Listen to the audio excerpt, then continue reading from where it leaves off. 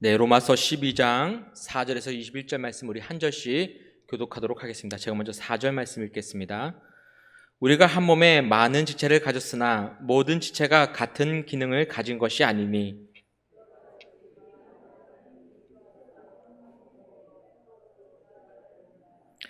우리에게 주신 은혜대로 받은 은사가 각각 다르니 혹 예언이면 믿음의 분수대로,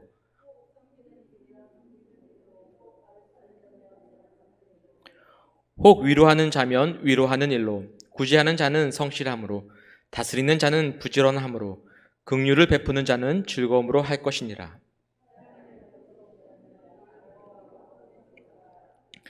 형제를 사랑하여 서로 우애하고 존경하기를 서로 먼저 하며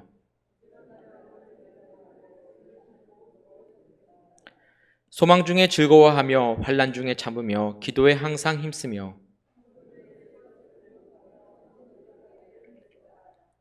너희를 박해하는 자를 축복하라. 축복하고 저주하지 말라.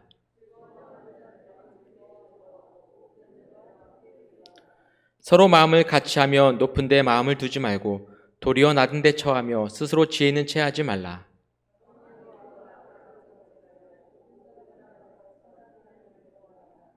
할 수 있거든 너희로서는 모든 사람과 더불어 화목하라.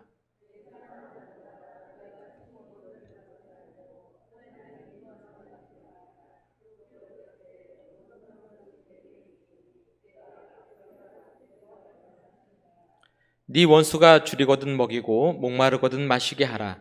그리함으로 네가 숯불을 그 머리에 쌓아 놓으리라. 악에게 지지 말고 선으로 악을 이기라. 아멘. 계명 중에 가장 큰 계명은 어떤 계명이 있을까요? 우리가 알다시피 계명 중에서 가장 큰 계명은 서로 사랑하라입니다. 이보다 더 큰 계명은 없습니다. 그래서 우리가 이 땅에서 하나님을 사랑하고 우리의 이웃을 사랑하는 것이 우리의 살아가는 목적이자 목표이자 우리의 삶의 전부가 되어집니다. 무엇보다도 우리가 이 사랑을 실천하는 장소가 있는데요. 바로 그것은 우리의 가정이며 또한 우리의 교회가 되어집니다. 주님의 몸된 교회 안에서 우리가 예배 가운데 말씀을 듣는 가운데 또 기도하고 찬양하는 가운데 늘 깨닫는 것은 무엇입니까? 바로 우리가 주님의 몸된 한 공동체 안에서 우리의 이웃을 우리의 같은 주님의 몸된 한 공동체 안에서 서로 사랑하는 것 아니겠습니까? 그래서 우리는 늘 어떻게 하면 하나님을 온전히 사랑하는 방법을 알게 되며 또 이것을 어떻게 실천해야 되는가, 또 우리 주변의 이웃들과 어떻게 그 사랑을 나눠야 할 것인가를 배우면서 이를 실천하게 되어집니다. 무엇보다도 우리가 가장 사랑할 대상은 바로 우리 교회 안에 있는 서로 옆에 있는 성도들입니다. 한소망교회 공동체 안에, 믿음의 공동체 안에서 사랑하는 것을 하나님은 가장 원하시고요. 우리가 누구보다도 사랑해야 할 대상이 바로 우리 옆에 있는 옆사람인 것입니다. 그렇다면 우리가 이처럼 주님께서 명령하신 서로 사랑하라는 가장 첫째 되는 계명, 가장 최우선이 되는 이 계명을 어떻게 구체적으로 우리가 교회 안에서 서로 실천할 수 있을까요? 사랑이라는 표현은요, 매우 추상적인 단어입니다. 포괄적인 단어이고요. 그 다음에 그 의미는 너무나도 깊습니다. 그래서 저는 이 단어를, 이 사랑하라는 단어를 좀 더 구체적으로 우리가 실현 가능한 단어로서 바꿀 수 있다면 이 제목을 화목이라는 단어로 바꾸고 싶습니다. 그래서 이번에 저희 여름 성경, 가을 성경 수련회가 되었는데요. 가을 이 청년의 수련회 주제에도 모든 사람과 화목하라는 주제로 말씀을 전하였고요.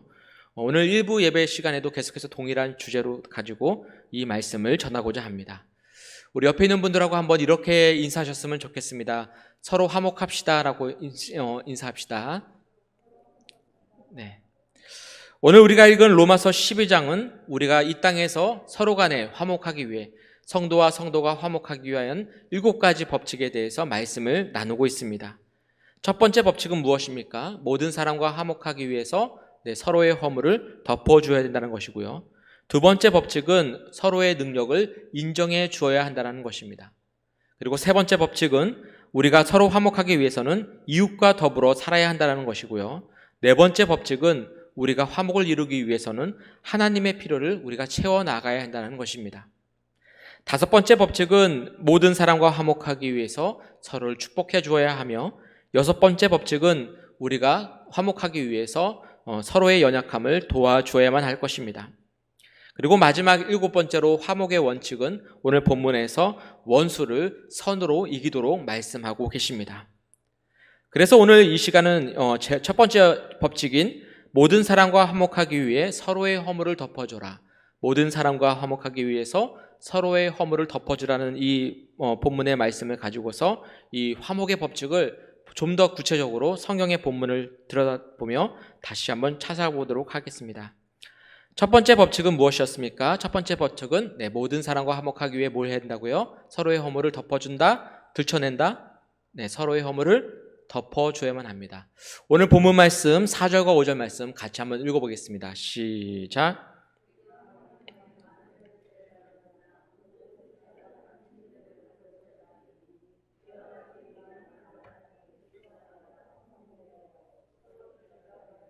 아멘. 교회는 주님의 머리가 되어주시며 성도는 한 공동체의 한 몸이 되어집니다. 그리고 우리 몸에는 여러 지체들로 나뉘어집니다. 즉 교회 안에서 모든 성도들은 주님의 몸된 몸이 되어지고요.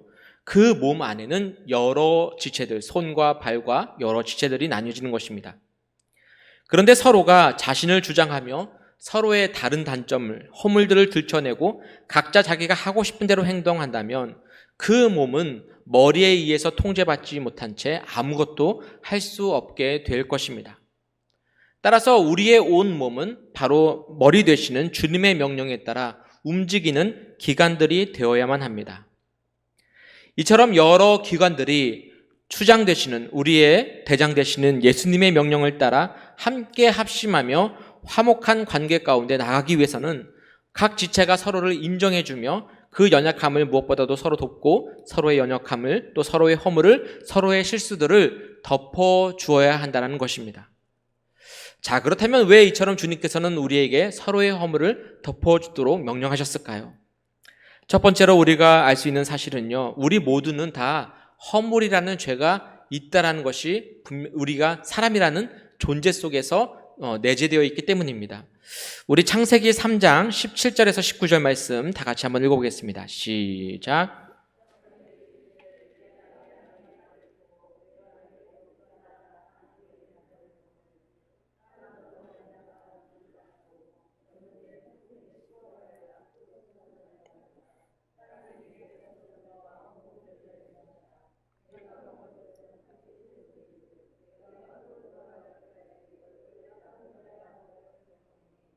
내가 그것에서 취함을 입었습니다. 너는 흙이니 흙으로 돌아갈 것이라 하시니라. 아멘. 하나님께서는 먹지 말라고 하신 선과 악을 알게 하는 나무의 실과를 따먹었습니다. 사람은 그렇게 그것을 먹음으로 말미암아 우리의 허물이 되었습니다. 그래서 사람에게 허물이 있다라는 말은요, 사람에게 죄가 있다라는 말이며, 허물은 죄의 다른 이름이자 우리 모두가 다 알고 있는 죄명이 되어집니다. 이는 모든 사람이 전부 다 갖고 태어난 죄가 되어지며 살면서 당연히 갖게 되어지는 허물이 바로 이 죄가 바로 허물이 되는 것입니다. 우리가 만나는 사람마다 정도의 차이가 조금씩은 다를 수 있지만은 결국에는 모든 사람은 죄에 대해서 그 죄를 발견할 수 있듯이 모든 이들에게는 다 허물이 있기 마련입니다. 우리는 이것을 인정해야만 합니다. 그 누구도 이 세상에는 완벽한 사람도 없고 또 완전한 사람도 없고 죄가 없는 사람도 없습니다. 우리가 만나는 사람 중에 과연 누가 허물이 없으며 누가 과연 죄가 없겠습니까? 따라서 이 죄의 껍질이 벗겨진 상태, 그 껍질이 벗겨져서 완전히 드러난 상태가 각 사람의 허물이 되어지며 그 허물은 결국 각 사람의 드러난 단점이 되는 것입니다. 아담과 하와는 자신들이 지은 모든 죄에 대해서 자신의 잘못들을 알고 있었고요. 이를 그들은 매우 부끄러워합니다. 그리고 그들은 하나님 앞에 숨으려 했습니다. 하나님께서는 처음에 그들의 잘못이 무엇이었는지를 정확하게 지적해 주셨습니다. 너희의 죄는 내가 먹지 말라라고 명령한, 먹으면 반드시 죽는다라고 말했던 그 나무의 실과를 하나님의 명령을 어기고 먹은 것이다. 이렇게 분명하게 말씀하셨습니다. 그러나 주님께서는 계속해서 그들의 이 들춰댄 이 잘못된 죄에 대해서 계속해서 말씀하시며 반복적으로 들춰내지는 않으셨습니다. 한번 성경을 보십시오. 하나님께서 아담과 하와에게 지난 너희의 과거의 선과 악을 알게 하는 이 나무의 실과를 먹은 것에 대해서 그때 그 행동이 얼마나 잘못되었는지 다시 들춰낸 적이 있으셨습니까? 그렇지 않으셨습니다. 지난 과거의 잘못은 한 번 그 죄에 대해서 이것이 죄라는 것, 왜 이것이 죄라는 것인지를 분명히 지적해 주셨고요. 그 뒤로는 다시는 아담과 하와에게 그리고 그 후손들에게도 그들의 죄에 대해서 들춰내고 계시지 않으십니다. 오히려 하나님께서는 어떻게 하셨습니까? 오히려 하나님께서는 짐승을 죽여서 그것을 가죽옷으로 만드셨으며 그들의 수치를, 그들의 죄를, 그들의 허물을 그 옷으로 감싸주셨습니다. 반면에 사람은 어떠합니까? 사람은요, 이 어떠한 이들의 허물에 들춰냈을 때 그것을 덮어주는 것이 아니라 한번 들춰내고서 그것을 다시는 생각하지 아니하고 덮어주는 것이 아니라 어떡합니까? 그들의 과거를 자꾸 이야기하며 그 잘못을 계속해서 들춰내려는 습성을 가지고 있는 것이 바로 우리의 인간의 모습입니다. 이전에 어느 개그맨 부부가 나와서요. 프로그램에서 이제 개그맨 부부가 나왔는데요. 아마 우리 성도님들도 아마 보셨을 것 같아요. 이 개그맨 부부가 남편 개그맨이 그 부인의 그 잔소리에 꼼짝을 못 합니다. 왜 꼼짝을 못 하느냐? 그 이유는 지난 젊은 시절에 이 남편이 자기 부인에게 잘못한 것이 많은 거예요. 이 죄에 대해서 이 아내가 뭐라고 얘기를 하냐면은 원죄라고 얘기를 합니다. 내 남편은 원죄가 있어 라고 얘기를 하는 거예요. 원죄가 있어서 함부로 말할 수 없어 라고 얘기를 하는 거예요. 그래서 이 부인은요, 그분도 신앙인이었어요. 근데 신앙인에도 불구하고 남편을 원죄로 묻고 있는 거예요. 남편이 뭔가 불리한 상황만 있으면은 자기 남편은 지난 과거의 그 잘못을 끄집어내고서 계속해서 그것이 원죄가 있어서 너는 할 말 없잖아 라고 이렇게 얘기를 하는 겁니다. 당신은 원죄가 있는데 나한테 무슨 할 말이 있다고 얘기를 하는 거야 라고 이제 딱 단정 지어버리는 거예요. 사람은 이렇게 지난 과거를 자꾸 들춰냅니다. 약점을 잡고 있는 거예요. 그러나 하나님은 어떻게 하십니까? 아담과 하와가 그 선과 악을 알게 했던 그 나무의 실과를 먹으면 그 죄에 대해서 성경에서 2번, 3번, 4번, 5번 계속해서 반복적으로 들춰내십니까? 그렇지 않으십니다. 전혀 끄집어내지 않으십니다. 덮어주세요. 그들의 연약함을 알고 있으면서도 불구하고 모두 덮어주셨습니다. 따라서 우리가 잊지 말아야 할 진리는요, 상대방의 허물만 보는 것이 아니라 자신에게 있었던, 나에게 있었던 지난 과거의 죄악과 현재의 허물을 인정한다면 그 누가, 어떤 사람이 사실상 우리가 죄인이라는 사실을 알고 있다면 우리가 누구의 허물을 들춰내며 누구의 잘못에 대해서 자꾸 반복적으로 그들의 약점을 잡고 있을 필요가 있겠습니까? 그렇게 할 수 없다는 것이죠. 우리는 우리 스스로가 죄인이었다는 사실을 잊지 말아야 할 것입니다. 그때 우리는 타인의 허물을 들춰내기보다는 바로 우리 주님께서 나의 모든 허물을 용서하셨고 서로를 용서하며 용납하며 실수와 허물을 덮어주고 서로 화목하게 될 수 있을 것입니다. 두 번째로 우리가 왜 서로의 허물을 덮어줘야 하냐면은 하나님께서 그렇게 명령하셨기 때문입니다. 우리 잠언 10장 12절과 잠언 17장 9절 말씀 다 같이 한번 읽어보겠습니다. 시작.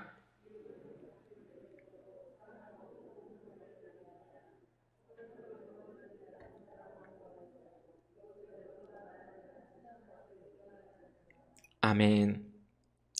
타인의 허물을 계속해서 들춰내는 자는요, 무엇을 일으키는 자라고요? 네, 미움을 일으키는 자라고 얘기합니다. 그러니까 누군가가 다른 사람의 허물을 자꾸 들춰내는 사람들이 있지 않습니까? 저 사람은 저게 안 좋아, 저게 나빠. 계속 허물을 들춰내는 것은요, 자기 스스로 미움을 일으키는 겁니다. 또 다툼을 일으킨다라고 말씀하고 있습니다. 또한 그들은 서로를 사랑하지 아니하며 친한 벗에 대해서 가장 친한 벗들을 이간질하는 자라라고 오늘 본문에서 말씀하고 있습니다. 하나님은 이러한 자를 오히려 미워하시고 그를 사랑하지 않으신다라고 말씀하십니다. 서로 이간질하는 자를 하나님은 마귀의 자녀, 사탄의 자녀라고까지 말씀하십니다. 우리는 가장 가까운 사람일수록요, 그의 허물이 더욱더 크게 느껴집니다. 우리는 나랑 상관없는 사람은 허물이 잘 안 보여요. 근데 나랑 오히려 가까운 사람일수록 그 사람의 허물이 드러나 보이는 거예요. 그러다 보니까 종종 우리가 쉽게 다른 사람의 허물을 들춰낼 때 그 대상은요, 우리의 가족일 경우가 상당히 많습니다. 자녀는요, 부모의 허물을 보며 자랍니다. 또 부모는 자녀를 키우는 가운데 내 자녀가 무엇이 연약한지, 무엇이 단점인지, 그가 무슨 허물이 있는지를 누구보다도 잘 알고 있는 것이 부모입니다. 그러다 보니까 서로가 허물을 자꾸 들춰내는 거예요. 네가 예전에 이랬지 않았니? 네가 이전에 그랬지 않았니? 너 원래 이랬잖아! 라고 그렇게 들춰내면서 쉽게 가족들 간에 상처 주는 말을 하기가 쉽게 되는 것입니다. 누구보다도 가장 서로가 상처 주는 말을 하는 사람은 어느 사이일까요? 부부 사이입니다. 부부 사이일 때 남편은 아내의 허물을, 또 아내는 이 남편의 허물을 너무나도 잘 알고 있기 때문에 자꾸 지적하는 거예요. 지적하다 보니까 다투게 되어지고, 다투다 보니까 결국에 서로가 서로를 원망하며 그렇게 모든 관계가 깨어지는 것이 너무나 당연하다는 것입니다. 그거 하지 말라라는 거예요. 남편 허물 덮어주라는 거예요. 아내 허물 덮어주라는 거예요. 그게 사랑이라는 거예요. 그리고 마귀가 이걸 너무 잘 알아요. 그래서 마귀는요, 그 부부 사이의 틈에 그 허물을 갖고 움켜쥐고 그것을 흔들어댑니다. 서로를 틈을 노려서 서로를 미워하게 하고요. 그 단점, 내가 지난 과거에 했던 너의 모습, 남편이 나에게 했던 폭언들, 아내가 나에게 했던 그 비방의 말들을 자꾸 생각나게 하고, 미워하게 하고, 원망하게 하고, 또 말하게 하고, 또 서로 원망하게 하고, 그래서 서로가 갈라지게 되는 것입니다. 우리나라의 이혼율은 다른 나라에 비하여서 상당히 높은 편입니다. 이는 나라마다 문화적인 차이가 있기 때문인 그런데요. 근데 참 이상한 점이 있지 않습니까? 우리나라는요, 문화적 특성상 다른 나라보다는 이 가정의 중요성에 대해서 가장 강조하는 민족이기도 합니다. 가족을 되게 중요시 여겨요. 우리나라 드라마나 영화 같은 데 보면은 다른 나라에서는 이해 못하는 가족의 사랑에 대해서, 가족은 절대 포기하면 안 된다는 것을 그 메시지 안에 항상 두고 있거든요. 그럼에도 불구하고 이혼율이 더 높아요. 다른 나라보다. 그 이유는 무엇 때문일까요? 성경은 부부가 결혼하면은 부모를 떠나 살라라고 가르치고 있습니다. 그러니까 원가족을 떠나서 부부가 이제는 한 몸이 되어서 살라라는 거예요. 그러나 우리나라 민족 특성상 어떻습니까? 우리나라 민족 특성상은요, 원가족의 관계를 매우 중요하게 여깁니다. 그러다 보니까 시어머니와 며느리의 고부 갈등에서 비롯해서 요즘에는 장모와 사위 간에 생기는 신고부 갈등이라는 새로운 문제점이 점차 부각되고 있다라고 얘기를 하고 있더라고요. 실제로 우리나라의 이혼 가정 중에서 그 사유가 고부 갈등에 같은 원가족의 원인이 되어지는 경우가 적지 않습니다. 부부가 서로의 허물을 덮어주지 아니하고 계속해서 들춰내면은요, 이처럼 서로의 갈등에 대해서 원만하게 해결해주지 않고, 그렇게 하다 보면은 이제 마귀가 그 틈을 노려서 서로 미워하게 하고 다투게 하고 이간질하며 그 가정을 깨트리는 것이에요. 마귀는 그걸 좋아하는 거예요. 가정을 깨트리고 교회를 깨트리는 것을 마귀가 한다는 것이죠. 우리 이걸 잊지 말아야 될 것입니다. 타인의 허물을 쉽게 들춰내는 자들은요, 그 언어가 항상 과거에 매여 있습니다. 그래서 흔히 부부싸움을 하면서 서로의 허물을 들춰내는 가운데 언제나 그들의 이 언어는요, 앞으로 네가 잘못할 거야, 앞으로 네가 나한테 이렇게 할 거야가 아니에요. 뭘 얘기하죠? 과거의 얘기들을 얘기합니다. 네가 지난 일에 이랬잖아, 이전에 너 이랬잖아, 너 작년에 이랬잖아, 네가 지난번에 이렇게 했잖아 라고 과거의 일 사건만을 다룹니다. 어제의 허물을 싸우다가 이걸로 해결이 안 되면 어떻게 합니까? 그저께 허물을 갖고 나오는 거예요. 그저께 걸로 안 되면 한 달 전 걸로 얘기하는 것이죠. 그것도 모자라요. 계속해서 얘기하고 또 서로 단점을 얘기하다 보면은 3, 4년 전의 일까지 가지고 옵니다. 그러다 보면 어떻게 됩니까? 결혼 전에 연애했을 때 얘기. 당신 나랑 연애할 때 당신 그렇게 그때 그랬잖아 라고서 이제 들춰내기 시작하는 것이죠. 과거의 일들까지 계속해서 끄집어내다가는 결국에는 어디까지 갑니까? 네, 서로의 상대방의 원가족, 바로 집안 식구들의 허물까지 들춰내기 시작합니다. 당신 아버지가 그렇잖아. 당신 어머니가 그랬으니까 그랬지. 부모까지 다 들춰내는 거예요. 자, 그들의 끝은 어디로까지 갈까요? 계속해서 과거로 보다 보면은 이제 어떻게 얘기할까요? 남편분들은 이제 마지막으로 아내한테 이렇게 얘기합니다. 여자가 유혹해서 선아가 먹었잖아. 여기까지 나오는 거예요. 그럼 이제 아내들은 뭐라고 얘기하죠? 남편한테 그때 남자가 하나님 앞에서 쫌챙이처럼 일러바쳤잖아. 이렇게까지 나오는 겁니다. 사랑은요, 서로의 허물을 덮어주고 감싸주는 것에서부터 시작되어집니다. 주님께서 나의 모든 허물을 용서하셨다는 그 사실을 믿으며 내가 죽을 수밖에 없는데 내 자신이 하나님 앞에 아무것도 아닌 존재임에도 불구하고 주님이 나를 위하여 십자가 지신 그 사랑에 감격하여 주님이 나의 모든 죄를 용서하셨다는 그 사랑에 감격해서 이제는 내가 더 이상은 다른 사람의 허물에 대해서 말할 수 없는 존재가 되어버린 것을 믿는 것이에요. 그때 비로소 우리의 가정에 화목한 가정이 될 것이며 우리의 교회가 서로 간에 화목한 교회로 나아가게 될 것입니다. 자, 이제 세 번째로 왜 우리가 허물을 덮어주는 것은 무엇을 얘기할까요? 세 번째로 허물을 덮어주는 것은요, 서로의 비밀에 대해서 누설한다, 누설하지 않는다. 서로의 비밀을 누설하지 않는 것에 있습니다. 우리 잠언 11장 13절과 20장 19절 말씀 다 같이 한번 읽어보겠습니다. 시작.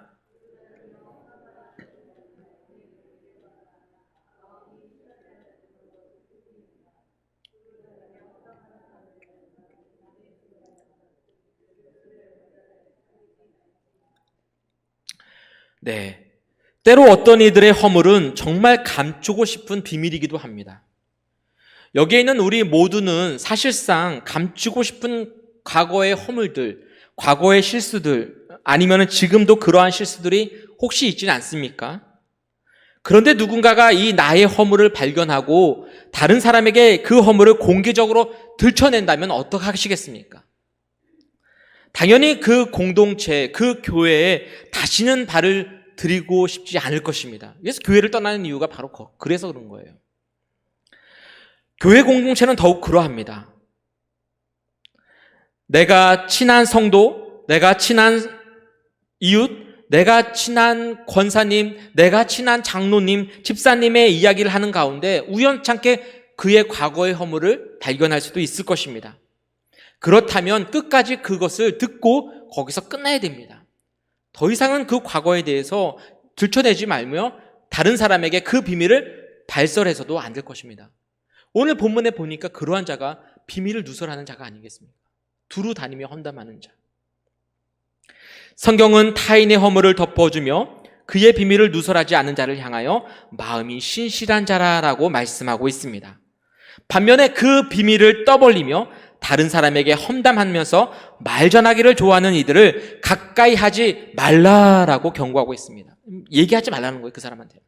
내 얘기도 하지 말라는 거예요. 왜냐하면 내가 얘기해봤자 또 그 사람이 누군가에게 가서 내 비밀을 발설할 것이 너무나도 뻔하기 때문이죠. 우리 주변에 타인의 비밀에 대해서 남의 허물을 쉽게 떠들며 말하기 좋아하는 사람이 누가 있습니까? 혹시 내 주변에 그러한 사람이 있지는 않습니까? 혹시 지금 우리 스스로가 내 자신이 남의 비밀에 대해서 떠벌리기 좋아하며 허물을 들춰내며 그러한 것을 좋아하고 있지는 않습니까? 3명의 친구가 있을 때요, 3명의 친구가 자리에 앉아 있는데 그 중에 한 명이 빠지면은 나머지 2명이 무슨 얘기 할까요? 그 자리에서 잠깐 화장실 간 친구 이야기를 하면서 그 사람 흉보기를 좋아한다라고 얘기를 합니다. 너 그 얘기 알아? 너 제가 예전에 너 그랬었을 때, 예전에 걔가 그렇게 했었대 라고 시작하면서 모든 대화가 사실 그 자리에 없는 사람 이야기하는 것을 우리는 혹시 좋아하지 않습니까? 어떤 사람과 대화를 나눌 때 그 사람의 이야기를 서로 얘기하는 것이 아니라 그 자리에 없는 사람의 이야기를 혹시 좋아하지는 않으십니까? 누구누구 집사가 이러이러했대. 아니 누구누구 집사가 이렇게 했대다네. 누구누구 권사가 아니 과거에 예전에 뭐 이런 일이 있었대. 그 남편이 뭐 이렇게 했대. 그 남편이 어쩌지 했대. 혹시 이런 거 되게 좋아하지 않으십니까? 심지어는 우리가 흉볼 사람이 없으면 무슨 얘기합니까? 나랑 전혀 상관없는 연예인 이야기하기 좋아합니다. 너 그 얘기 알아? 어떤 연예인이가 이혼했대. 어떤 연예인이가 바람 폈대. 재밌어 한다라는 거예요, 그런 얘기를. 그러다가 더 이상 이제 흉볼 게 없으면 누구 얘기합니까? 정치인 흉보는 거죠. 어떤 정치인이 이랬대요. 어떤 정치인이 이렇게 얘기했대. 죽일 놈이네, 그거. 이게 흉보는 거예요. 흉보는 거. 왜 성경은 이처럼 남의 허물을 들추며 그의 비밀에 대해서 누설하지 말라라고 경고하고 계실까요? 그 이유는 우리가 타인의 허물을 덮어주지 아니할 때, 다른 사람의 비밀에 대해서 떠버리며 그 사람의 단점을 자꾸 누설하며 다닐 때 그 저주가 그 사람에게 임하는 것이 아니라 그 저주가 그 말을 하는 당사자에게 임할 것이다라고 성경에서는 분명히 말씀하고 계시기 때문입니다. 그래서 네 번째로 우리가 볼 내용은요, 다른 사람의 허물을 덮어주지 아니하면 그 사람의 저주가 오히려 그 말을 전하는 자에게 임한다라는 사실입니다. 우리 창세기 9장 24절과 25절 말씀 다 같이 한번 읽어보겠습니다. 시작.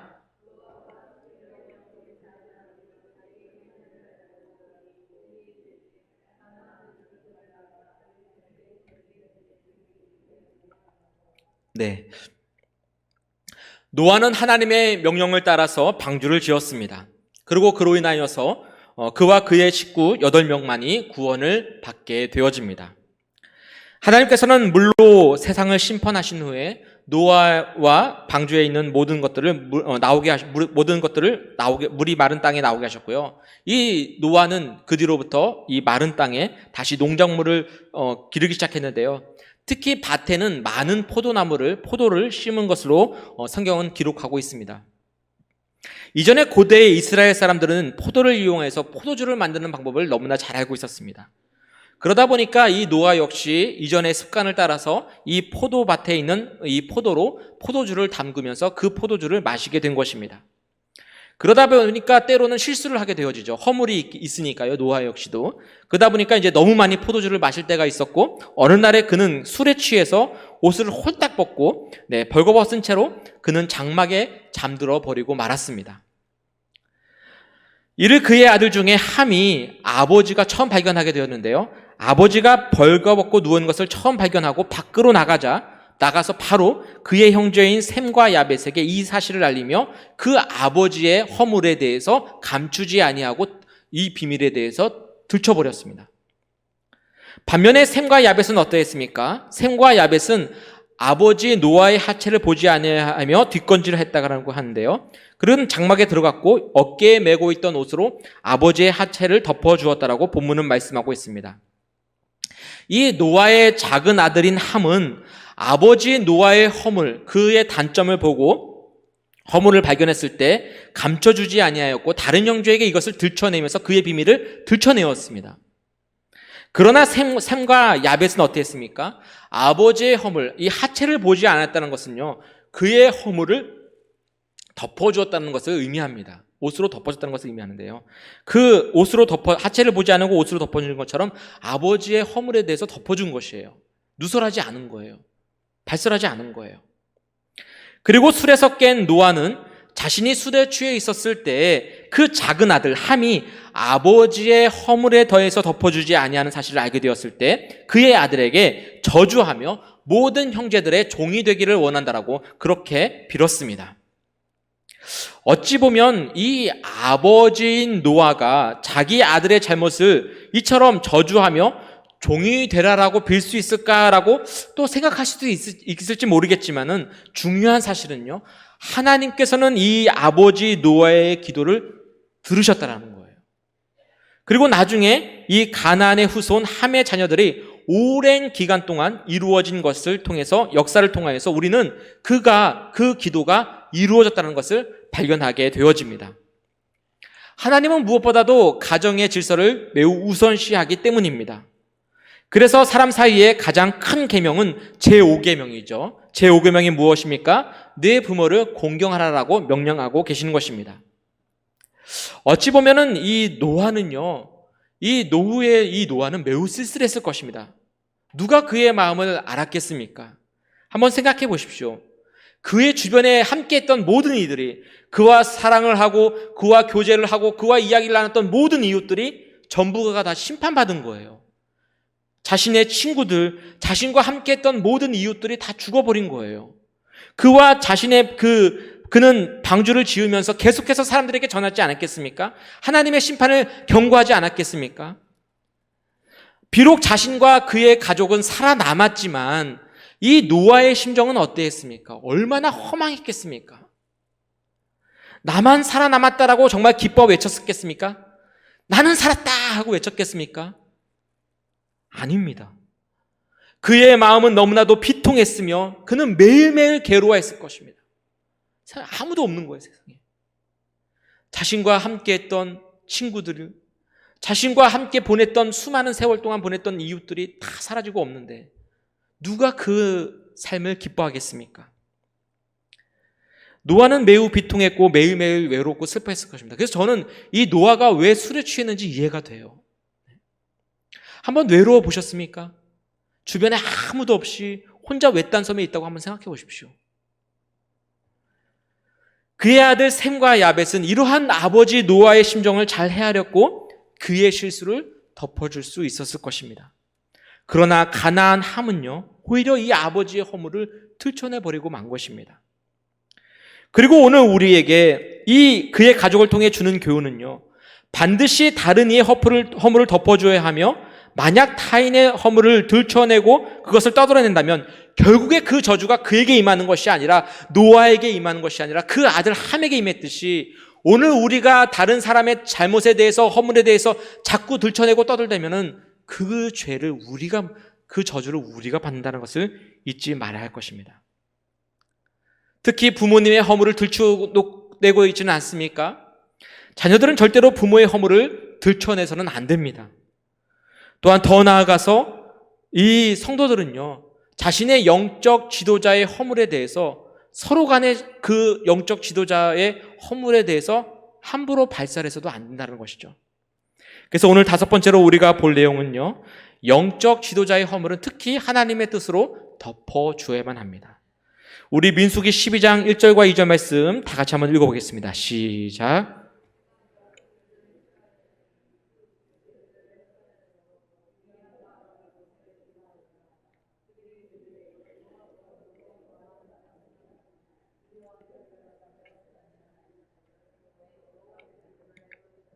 아멘. 네. 우리가 잘 아는 내용인데요. 이스라엘의 영적 지도자였던 모세는 이 출애굽한 이후에 오랜 기간 동안 광야에서 매우 힘들게 온 이스라엘 백성들을 다 통솔해야만 했습니다. 아마도 그는 80세의 늙은 나이에 하나님으로부터 부름을 받고 처음으로 이 애굽의 왕과 싸워 나가며 그대로 이 이스라엘 백성과 불신을 싸우는 가운데서 여러모로 매우 지쳤을 것입니다. 매우 힘들었을 거예요. 또한 이 성경에서는 정확하게 구체적으로 나와 있지는 않지만 모세가 처음에 애굽으로 갔을 때 이 아내 십보라와 함께 하지 않은 것으로 추정되고 있습니다. 그 뒤로 모세는 아내 십보라를 이제 먼저 보내게 되어지고요. 혼자서 이 많은 일들을 감당해내며 이스라엘을 이끌어가는 과정 속에서 그가 인간적으로 얼마나 힘들었겠습니까? 얼마나 외로웠겠습니까? 하나님의 사람이니 당연히 할 수 있지요? 아니요, 그렇지 않아요. 목회자들이 외로운 거 아십니까? 상당히. 성도들은 서로 자기 것, 허물 다 얘기하고 통하잖아요. 목회자는 얘기할 사람이 없어요, 서로. 나눌 사람이 없어요. 아내밖에 없어요. 아내하고만 얘기할 수밖에 없어요. 그 고초를 누구한테 털어놔겠습니까? 물론 이 모세는 그의 곁에 있던 하나님께서 항상 함께해 주셨고 또 주님은 그를 나의 친구라 부를 정도로 하나님과 모세는 매우 가까운 사이였지만 한 사람의 모세로서, 사람인 모세로서 자기 주변에 아무도 없다라는 것은 분명 그는 매우 외로웠을 것입니다. 나이가 들어도 마찬가지로 더 외롭죠. 그리고 모세는 시내산에서 약 70km 떨어진 이 아카반만의 북동청에 위치해 있는 하세롯에 있을 때 이 성읍에서 구스 여자를 한 명을 취하였다라고 말씀하고 있습니다. 여기에서 이 취하다라는 이 원문의 뜻은요, 히브리어의 원어는 아내를 삼다, 그를와 결혼하다라는 의미를 갖고 있는데요. 십보라가 죽은 이후에 이 구스, 히브리어로 이 구스가 쿠시트라고 발음을 합니다. 이 쿠시트가 에디오피아예요. 지금 현재 이 에디오피아의 출신이었던 여인을 아내로 맞이했다라는 것이 오늘 본문의 뜻인 것입니다. 그리고 이 모세가 이방 여자와 재혼한 것을 두고서 그와 가장 가까운 친형제요 친자매였던 아론과 미리암은 너만 하나님과 대화하는 사이냐, 너만 하나님과 가까운 사이냐, 우리도 하나님과 대화한다, 우리도 하나님과 가까운 사이다라고 따지면서 그를 매우 심하게 비방하였습니다. 어떻게 그러고도 네가 이 이스라엘의 지도자라고 말할 수 있느냐, 자격이 있느냐라고 비방한 것이에요. 그리고 이러한 이들의 비방은요, 진심으로 자신의 동생인 모세를 정말 걱정하고 충고한 것이 아니라 바로 영적 지도자였던 이스라엘의 지도자 모세를 비방하여 대적하는 행동이었고요. 하나님께서는 이들의 잘못에 매우 크게 진노하시며 이 미리암에게, 특히 이 미리암에게 문둥병을 발병하셨다라고 본문 이후에는 나오고 있습니다. 물론 모세가 당시에 이방인 여인과 재혼하는 과정은 어찌 보면 이스라엘의 지도자로서 흠이 될 수 있는 문제일 수도 있었습니다. 그러나 하나님께서는 그의 허물을 오히려 덮어주셨습니다. 반면에 그들을 비방하였던 미리암과 아론에 대해서 크게 진노하셨다는 것을 우리가 알 수 있습니다. 그 이유는 무엇 때문이겠습니까? 앞서서 우리가 노아와 그의 아들들, 세 아들의 이야기와 마찬가지로 하나님께서 세우신 이 영적 지도자의 권위를 매우 높게 바라보고 계시기 때문입니다. 왜냐하면 한 가정의 이 모세의 역할은요, 바로 하나님의 권위를 상징하는 것이었고요. 노아의 권위는 바로 하나님의 권위였고요. 또 이스라엘의 지도자였던 모세의 권위 역시 하나님의 권위를 상징하는 것이 되기 때문입니다. 그래서 우리가 어떠한 일이 있어도 영적 지도자인 우리 담임 목사님에 대해서 함부로 이야기해서는 안 됩니다. 그냥 어떠한 허물이 있다면 그 부분을 가지고 누구한테만 얘기하면 될까요? 하나님께 나오면 돼요. 하나님께 중보기도 해주면 돼요. 다윗이 그렇게 하지 않았습니까? 당시에 하나님께서 기름 부음 받아 왕을 세운 사울에 대해서 그는 함부로 평가하고 비난하고 비판하지 아니하고 판단하지 아니하였습니다. 그러니까 그가 이스라엘의 왕으로 세워줄 수 있었던 것입니다. 오늘날에도 마찬가지입니다. 특히 이 목회자에 대해서요, 흠이 보일 수 있어요. 사람이니까요. 근데 우리가 쉽게 너무나도 그것을 성도 간에 이야기하고 있지는 않습니까? 혹시 집사님들과 서로 대화하는 가운데, 커피 마시는 가운데, 근데 우리 목사님 있잖아. 참 이런 부분이 참 약해. 이런 부분이 참 연약해. 이런 부분은 좀 고쳐졌으면 좋겠어. 혹시 너무나 쉽게 이런 말씀하고 있지는 않습니까? 하나님은 그거를 간과하지 않으신다고 얘기하는 거예요. 그 목회자가 받을 죄악에 대해서 오히려 성도에게 그것을 임하게 하신다는 것이죠. 그래서 우리가 그 부분에 대해서 오늘 본문을 통해서 하나님은 그 무엇보다도 질서의 하나님이시고 또한 허물을 덮어주시는 하나님 것을 믿으며 우리가 그렇게 다른 사람의 허물을 덮어주올 때 우리가 한소만 교회 안에서 서로가 더욱더 화목해질 줄을 믿습니다. 한번 생각해 보세요. 성도가 모였을 때, 집사와 권사와 장로들이 모였을 때 목사들 흉보며 그렇게 얘기해 봐요. 그 교회가 어떻게 화목할 수 있겠습니까? 그 교회가 어떻게 하나님의 공동체로 하나로 나아갈 수 있겠습니까? 절대 그렇게 못 나간다는 것입니다. 바라기는 우리가 사서 하나님의 저주를 받을 필요는 없잖아요. 그렇죠? 자, 옆에 있는 분들하고 다시 한번 인사합시다. 목회자의 허물을 덮어줍시다 라고 한번 인사해 나눌까요? 네. 오늘 화목에 대해서, 화목의 법칙, 첫 번째 법칙, 모든 사람의 허물을 덮어줘야 된다는 것에 대해서 오늘 배웠습니다. 우리가 왜 모든 사람의 허물을 덮어줘야 됩니까? 첫 번째로는 우리 모두는 다 허물이라는 죄가 있기 때문입니다. 우리는 완벽한 사람 아무도 없어요. 다 허물이 있는 사람이에요. 같이 허물이 있는데 누가 누구를 들춰내겠습니까? 그래서 하나님은 서로의 허물을 덮어주라라고 말씀하시는 것입니다. 세 번째로 허물을 덮어주는 것은 무엇이라 말씀했습니까? 네, 서로의 허물을 덮어주는 것은 그 사람의 비밀에 대해서 누설하지 않는 겁니다. 서로 이야기를 하다가 어떤 이의 비밀에 대해서 알게 되었다면은 그것을 듣고 끝내야 돼요. 절대 말하면 안 됩니다. 그리고 네 번째로 우리가 허물을 덮어줘야 되는 이유는 무엇입니까? 우리가 그 허물을 덮어주지 않으면 그 저주가 누구에게 임한다고요? 그 말을 전하는 자에게 저주가 임하기 때문입니다. 그리고 무엇보다도 영적 지도자의 허물을 덮어주는 것이 바로 하나님의 영적 지휘권을 가지신 하나님께서 그 지도권 안에서, 그 지휘권 안에서 그 권위를 인정해 주시기 때문에 우리는 혹시라도 발의 실수로 인해서 혹시라도 지금 지도자에 대해서 또 담임 목사님에 대해서 또 여기에 있는 부목사님이나 전도사님에 대해서 허물에 대해서 이야기했다면 그것을 덮어주시고 그리고 다시는 그 말을 하지 않기를 주님의 이름으로 간절히 축복합니다. 기도하시겠습니다.